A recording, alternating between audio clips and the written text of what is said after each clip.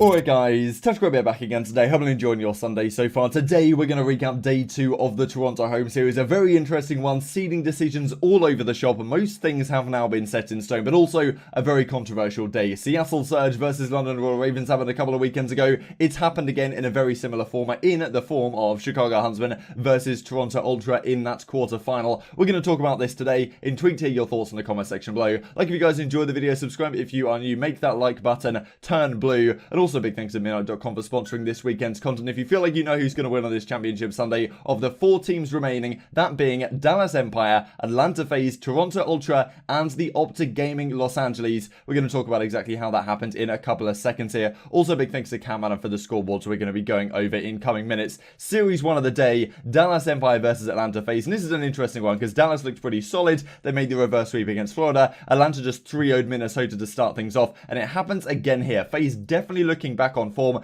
250-219 map number 1. Game 2 it then goes to a round 11, but FaZe in round 11 clutch fashion, they do the job again. So FaZe looking so much better. Priester had a fantastic series here and has had a fantastic first couple of days. He's been kind of slack in the last couple of tournaments, so great if you're an Atlanta FaZe fan to see him back to form, because FaZe certainly looking very good when it comes down to champs. Simp and Abizi were absolutely dominant in the domination as well. They win 160-155 with a clutch factor right at the end, but Abizi has a great map here. And, you know, Simp and Abizi won the World Championship last year. About time that they, like, you know, roll the clock back, I suppose, and get back to Atlanta FaZe being this absolutely dominant force that we saw them be earlier in the season. So very impressive from them. The 3-0 was unexpected. Clayster had a pretty devastating series here. He had actually only had like a 0.9, but it felt like he was kind of getting crushed on a number of these maps. So obviously he felt like he individually needed to bounce back in the next series.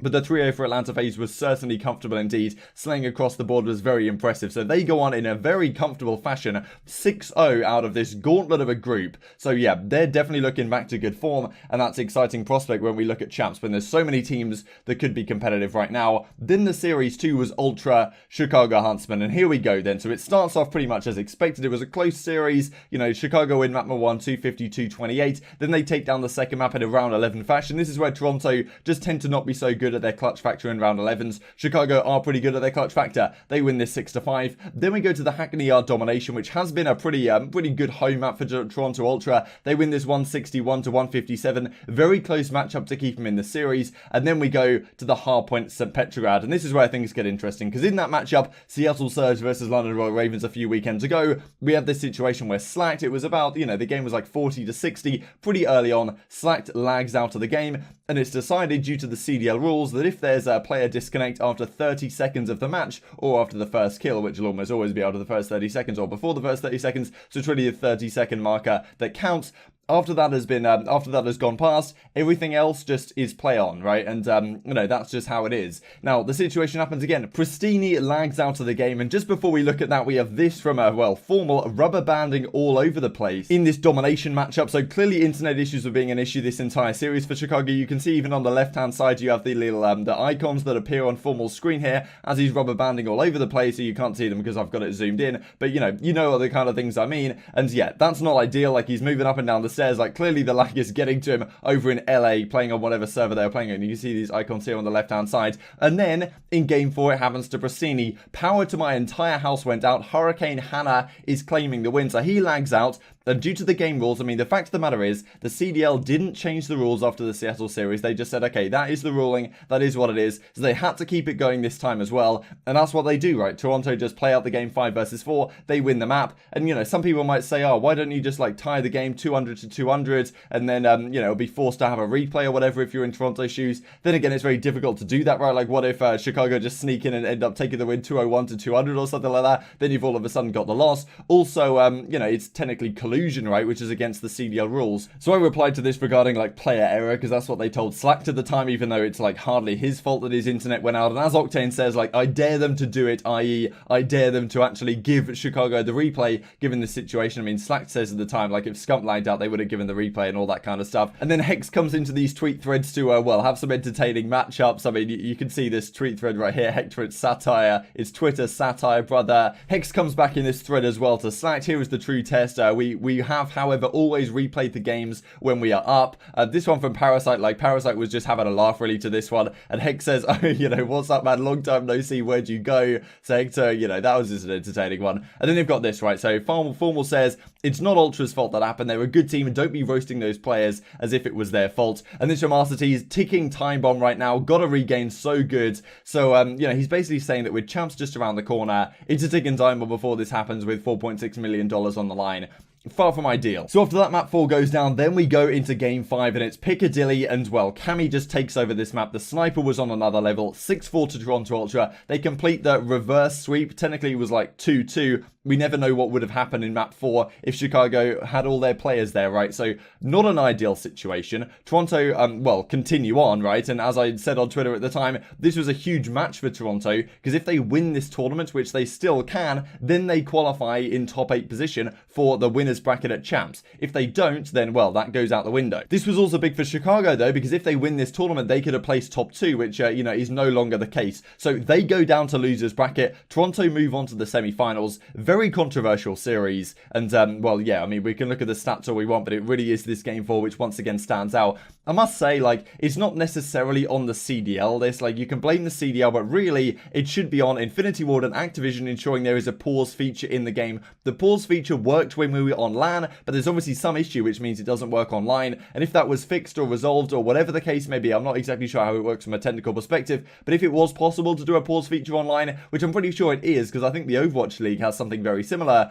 you know, this wouldn't be an issue, right? And you could just replay the game when Pristini was able to join back. So, you know, far from ideal. It once again just shows how Call of Duty competitive is somewhat primitive, and maybe next year with Treyarch coming into play, that might be something they really heavily consider implementing. Mutineers versus the Rocker then down in the losers bracket, and Rocker have a good start to this one, 250 to 244. But Mutineers bounce back impressively in the series, win the game 2-6-3, win the game 3 186 to 132. So once again, Mutineers domination looking very, very solid, and they close out the game for 250 to 26. Not too much to play for the Rocker here. They were always locked into that winners bracket kind of 5 through 8th positioning.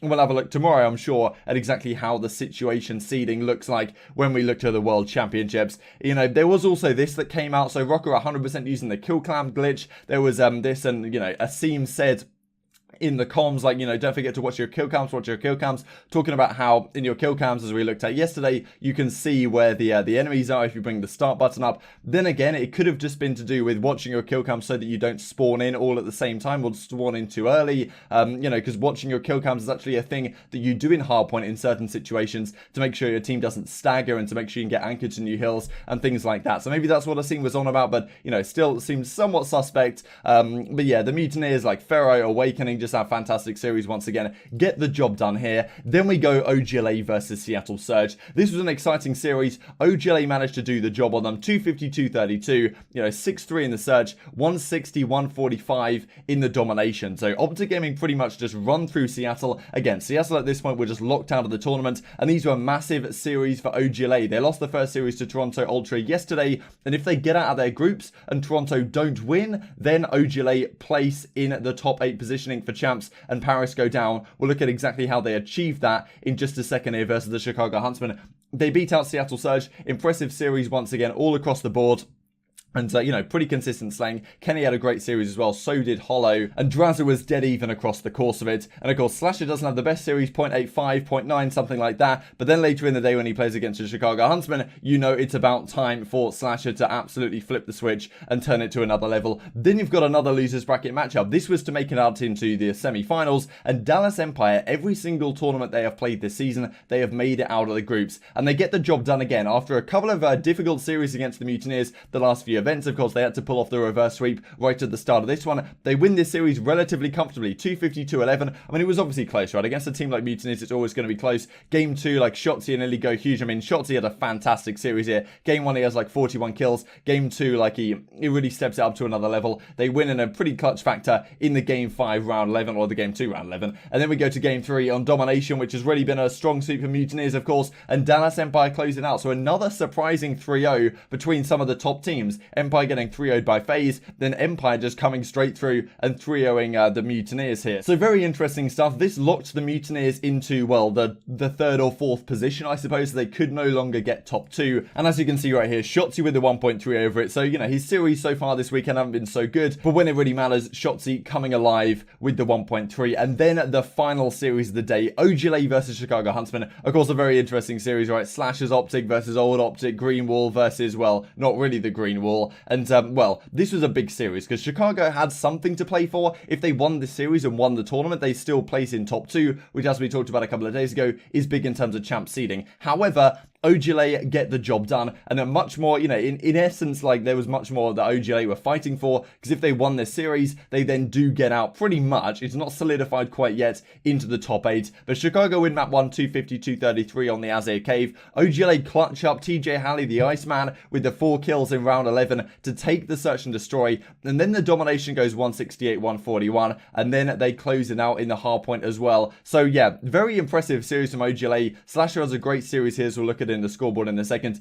Disappointing for the Huntsmen though, right? Like, this locks them into the top 4 seed for champs. Chicago or the Florida go into top 3, and then we have, well, Atlanta and Dallas solidify top 2. I'm not exactly sure which way that goes, depending, I believe, on the results that we have on this championship Sunday. However, if Dallas and Atlanta both lose to OpTic and Toronto Ultra respectively, we will then get a very interesting situation where either of those teams can still make it out into the top 8 bracket for champs. OGLA versus Huntsmen, as you can see, like, pretty inconsistent slaying on the sides of both of these squads. The Slasher with a 1.1, and, you know, Scum had a pretty good weekend overall. RCT's had a great map number 1 as well. He had like 42 kills or 44 kills over on that Azir Cave. But as you can see right here, Den says pretty sure after OGLA beat Huntsman, we're confirmed to be in losers. So Paris are certainly in losers, but it's not yet set in stone. So this is where you can see what seeds are set in stone right now. Nothing is, well, apart from these ones you can see on screen, nothing is absolutely solidified. If Toronto manage to win this weekend, they will actually leapfrog OpTic once again to get into that top 8 positioning. So there's still very much a lot to play for here on this championship Sunday. Ultra versus Empire, FaZe versus OGLA for the final tournament of the season. Intrigued to hear your thoughts down below. Like if you guys enjoyed the video, subscribe if you are new. Thanks to Midnight.com.